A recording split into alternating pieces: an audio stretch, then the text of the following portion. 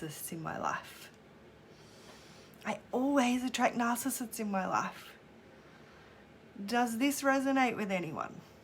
How many women on here feel like they always attract narcissists? Or how many women on here feel like they have been in narcissistic relationships or have been, victims to narcissists? This is a huge topic. I'm not quite sure how long I'm going to end up on here online talking about it, but I'm here to take all of your questions about this topic. I'm here for you tonight on this topic. So hi Jane, hi Layla, hi Val, hi Rose, so many beautiful women coming on. Yeah, I thought this would bring a lot of people on it's such a huge topic. So I'm here to answer your questions first of all. So for those who have had an experience with a narcissist and you're maybe still struggling with that or feel like you are constantly attracting narcissists, please send me your questions while we talk about this and I will do my best to help you. So there's so much to talk about when it comes to this topic, but what to say? First of all, I want to ask you all, what do you think a narcissist is? Can you please type in the comment box? How do you define a narcissist? What's your experience of a narcissist? How do you know when you have a narcissist in front of you? Or how do you know when you're being targeted by a narcissist? Or how do you recognize a narcissist? I'm very, very interested to know what all you ladies think. And how do you recognize, how do you know when you are dealing with a narcissist? So I will, of course, give you my take on this. And here we go, some comments coming through. I look at my mother, someone who cares only for themselves, gaslights, that's another whole topic, what's gaslighting? Tells you you're imagining things after they've treated you like crap. Someone who has no ability to show empathy. Textbook narcissist, that's an interesting one. What is the textbook narcissist?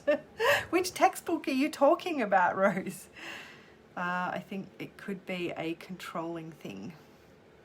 Yeah, so I would just like to highlight to everyone right now that we haven't had this, basically had the same definition twice from a woman. We've maybe heard the thing controlling said twice, but every person has a different reference and a different definition of what narcissist or narcissism is. Manipulation, here's another one coming through now, right?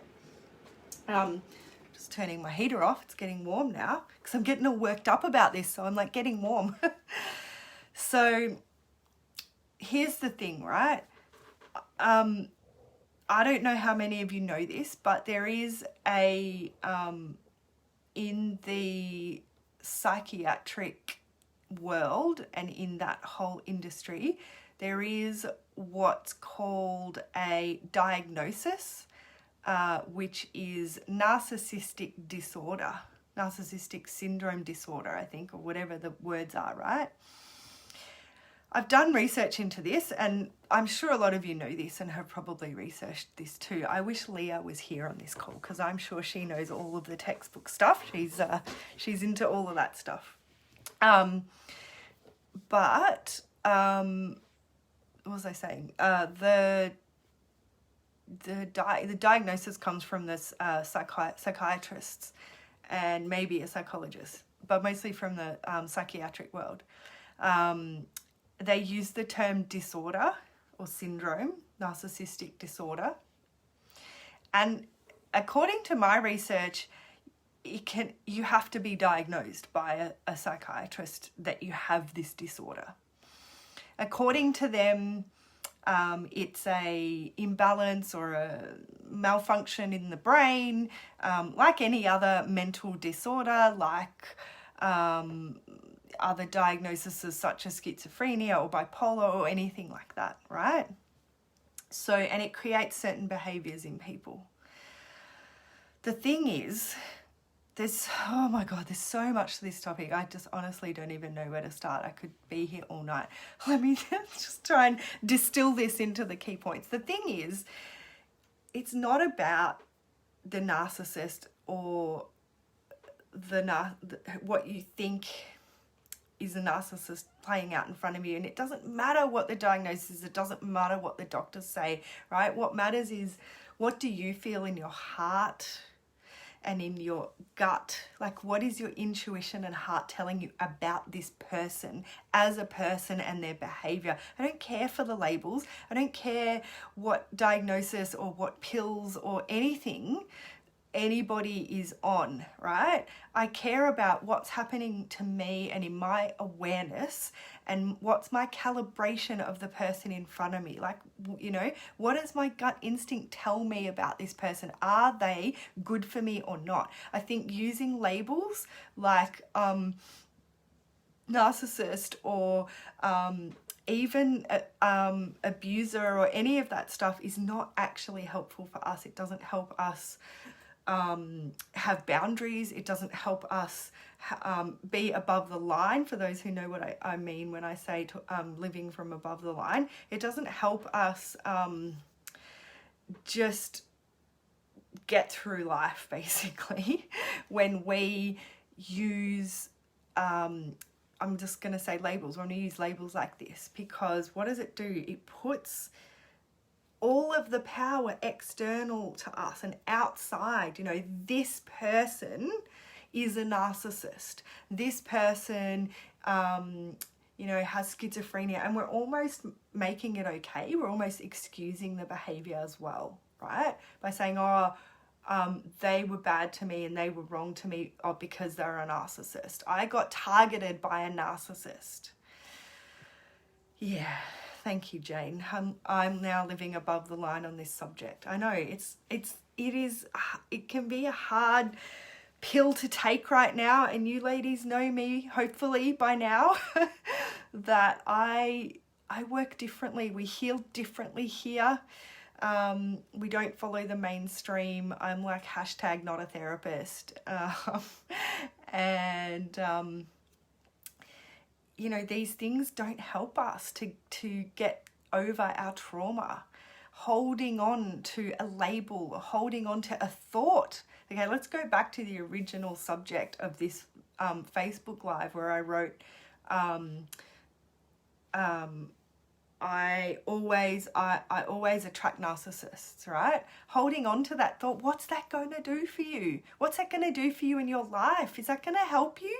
Holding on to this thought that I always attract narcissists. I mean, gosh, first of all, the word always, right? In any scenario, in anything that you do, is not going to help you when you use it like that, you know, like I'm always a failure. I'm always nervous. I always attract narcissists. It doesn't matter. You can put any word at the end of always, but when you tell yourself that, and when you think that, what is going to perpetuate in your world, right? What have we got here, Jane? You will attract those behaviors because they are familiar to you. Exactly what I was just alluding to. Like, we know the concept of where focus goes, energy flows. And for those of you who want the science of it, it's the reticular activating system. It's the thing that's like when you say, oh, I'm going to buy a new car and I want it to be a red car. I want it to be a red Mazda. And then suddenly you see red Mazdas everywhere, right? Why does that happen for? Like, what's that about? It's because where focus goes, energy flows. So if you walk around saying, I always attract narcissists, what's going to happen, darling? What's going to happen to your world? It's time to let go. It's time to let go of that stuff. Stop putting all of our power external to us. Stop pointing the finger and blaming and making excuses. It's enough. You are here for a reason. You are here in this group for a reason. We did not go through this for nothing. So we are here to band together, to rise up against all of this stuff and to say no more and to claim our power back. And how do you do that? How do you claim your power back? How do we get out of the victim mode? Oh, Jane, you're beautiful. Oh, thank you, darling. I'm very passionate about this stuff, as you can see.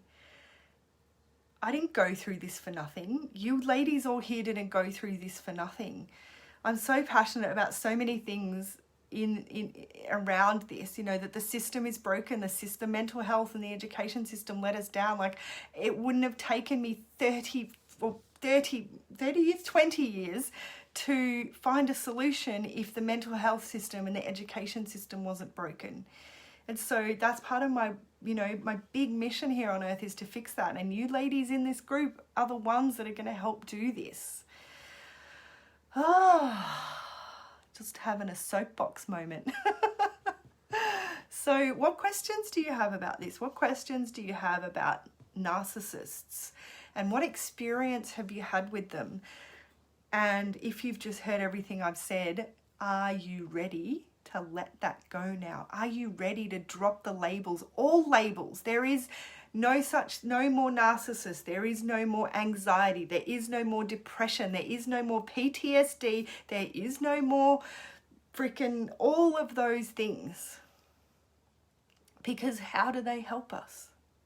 Tell me, how does it help you to go around saying, I have PTSD, or my anxiety is the thing that holds me back? What anxiety? What do you mean your anxiety? It's not your thing to hold and put in a handbag and walk around with. Like, you know, it's not like, do you get how by like attaching ourselves to this thing, we are putting all our power, we are giving all our power to that thing. We're giving our power to the anxiety. We're giving our power to the narcissist. We're giving our power to the abusers and the aggressors by saying, you know, that thing has done that thing to me. And,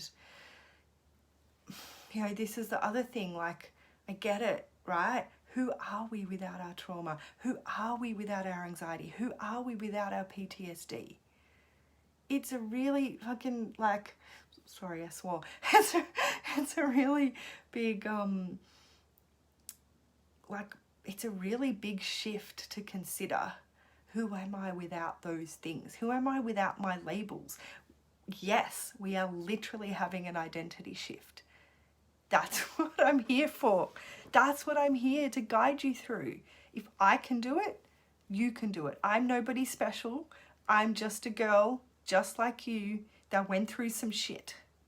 Yeah? So if I can do it, why can't you? This is the question right now for you ladies.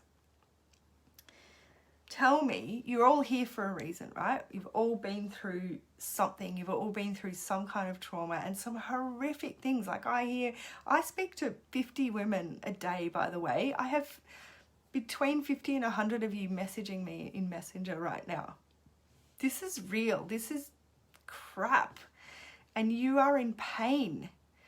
But this is the thing, right? This is the question. We say that we're in pain and we say that we want to do something about it and that we want to get better. So what's stopping you? What's stopping you right now? Can you tell me? What do you think is stopping you right now from healing your trauma?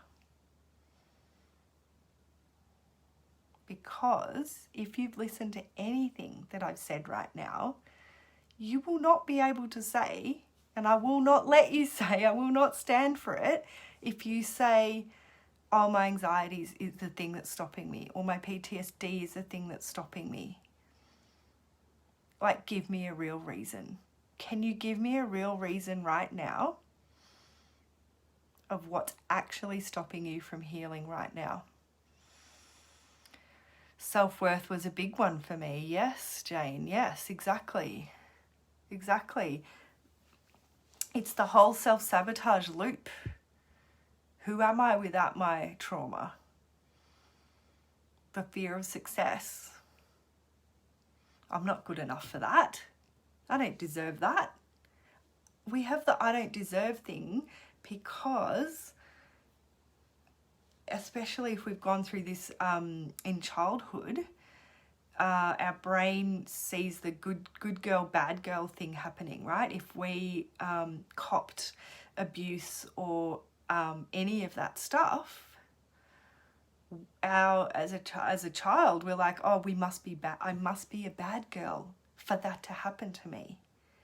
So then we go through life thinking, well, I'm a bad girl, I'm a bad girl, a bad girl, so I don't deserve those things.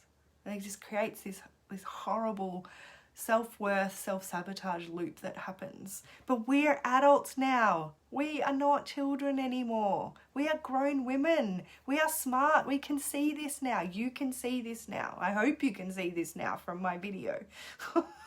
I'm so on my soapbox tonight. Oh my gosh, what's happening?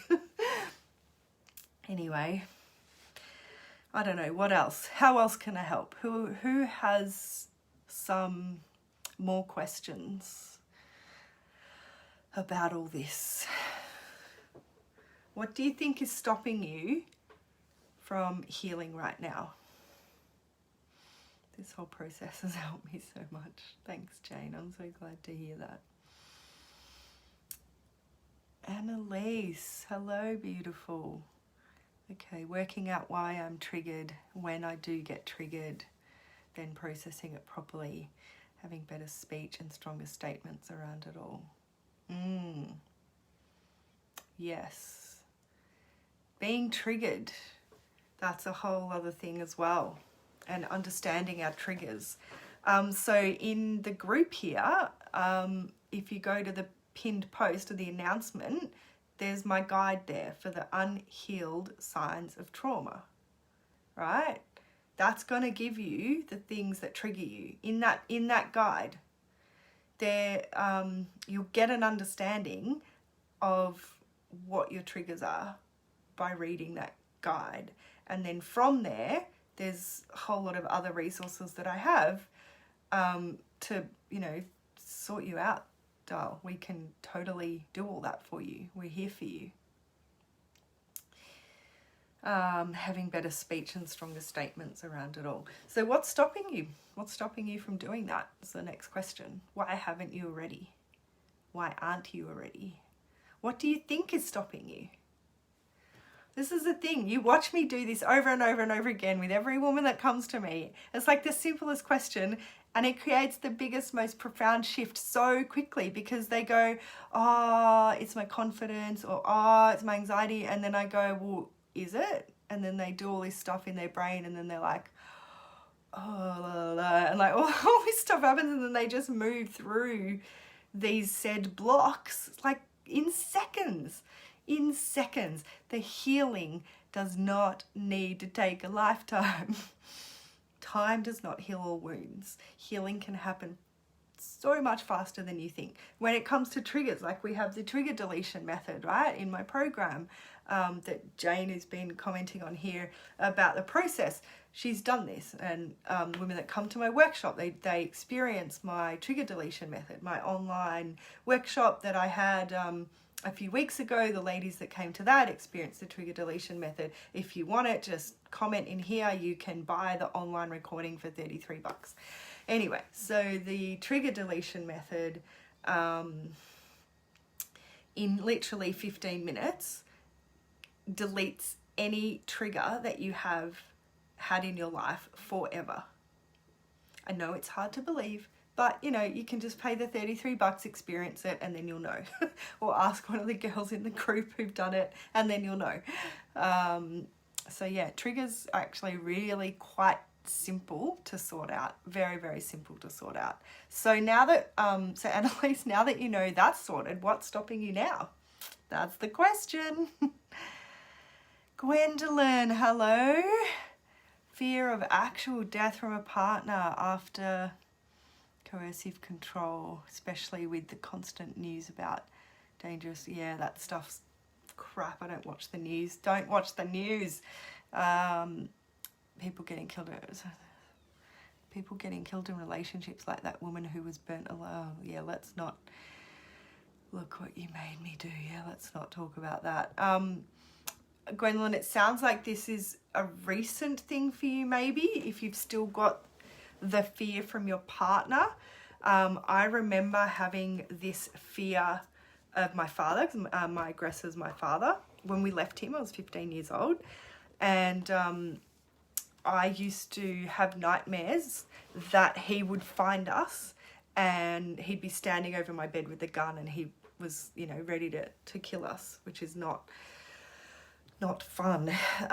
So I wonder, yeah, recent. Okay. I'm so sorry, darling. That's probably why I get why that's happening. But yeah, reach out. I can get one of my ladies to reach out to you tomorrow and send you some resources to move you through that. As I said, the trigger deletion method, you can get a hold of for $33, and at least we can knock that out for you, and that will, you know, give you a big quick release and relief, and then you can kind of, you know, continue on from there.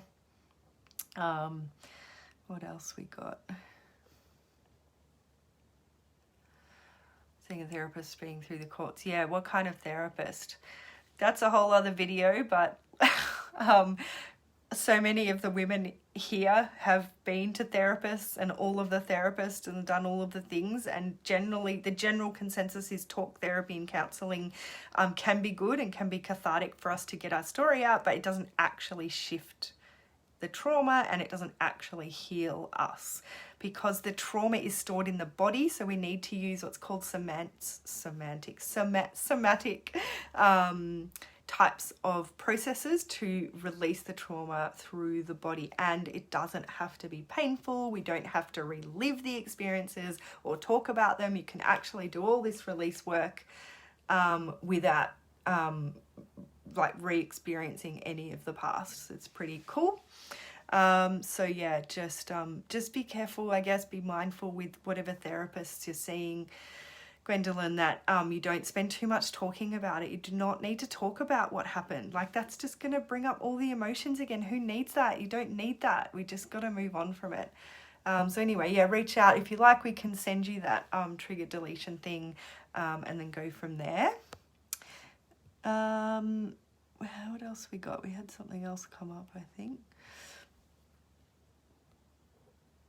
No, I missed. That was all. Yeah. Any other questions? Anything else I can do to help? I'm sitting here in lockdown in Melbourne, so got plenty of time on my hands, really.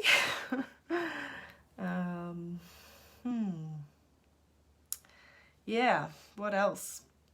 Gosh, so much stuff with narcissists, really. Oh yeah, I've got a good video about about